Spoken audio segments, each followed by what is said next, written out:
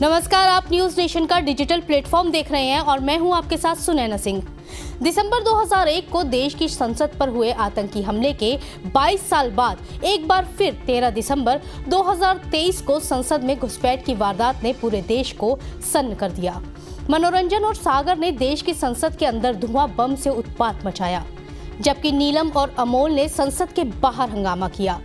उसी वक्त उनका एक दोस्त और इस साजिश का मास्टरमाइंड बताया जा रहा ललित झा बाहर उनके वीडियो बना रहा था। वारदात के एक दिन बाद ललित ने सरेंडर कर दिया था। 28 साल का ललित झा बिहार का रहने वाला है, लेकिन किराए के मकान पर कोलकाता में रहता था। वो एक टीचर था, लेकिन गरीबी और तंगी के हालात से गुजर रहा था। ललित के भाई सोनू ने उसे लेकर कई खुलासे किए हैं। एक अंग्रेजी अखबार में बातचीत में सोनू ने बताया कि ललित बिहार के दरभंगा से करीब 21 साल पहले यानी 2002 में कोलकाता आया था।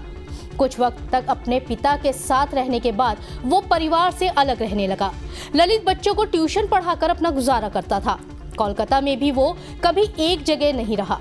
उसके भाई के मुताबिक ललित कई सालों तक बड़ा बाजार इलाके में रहता था। उसके बाद वो कहीं और रहने लगा, जिसके बारे में उसके परिवार को कोई भी खास जानकारी नहीं थी, क्योंकि ललित जहां रहता था वहां पर उसका भाई या परिवार का कोई अन्य सदस्य कभी नहीं गया।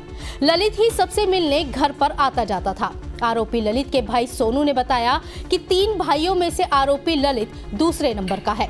उसका बड़ा भाई सेल्समैन है और छोटा भाई इलेक्ट्रिशियन का काम करता है। ललित के पिता एक पुजारी थे, यानी उसके परिवार के आर्थिक हालात बहुत अच्छे नहीं थे। संसद घुसपैठ का मास्टरमाइंड माना जा रहा ललित झा अपने भाई से आखिरी बार 10 दिसंबर 2023 को मिला था, जब वो अपने पैतृक गांव दरभंगा जा रहा था। इसके बाद 11 दिसंबर को ललित ने सोनू को फोन करके दिल्ली जाने के बारे में बताया था। इस फोन के बाद उसके परिवार को ललित के बारे में कोई जानकारी नहीं थी। ललित की जानकारी उसके परिवार को घटना के बाद न्यूज के जरिए मिली। सोनू ने कहा कि हमें नहीं पता कि उसने ऐसा क्यों किया। संसद घुसपैठ का मास्टरमाइंड ललित झा को लेकर उसके भाई ने जो कुछ भी बताया है वो काफी हद तक शक पैदा करता है कि जब ललित कोलकाता में रहता था तो वो किन किन लोगों के संपर्क में था। क्या किसी ने उसका माइंड वॉश किया था? संसद में घुसपैठ करने का आइडिया उसे कहां से आया? ये प्लान उसने अकेले बनाया या किसी और का प्लान था? कैसे उसने अपने साथ पकड़े गए सभी आरोपियों को इस काम के लिए तैयार किया? क्या उसने किसी भी आरोपी को कोई पैसों का लालच दिया था या वो खुद किसी और के लालच में आ गया था?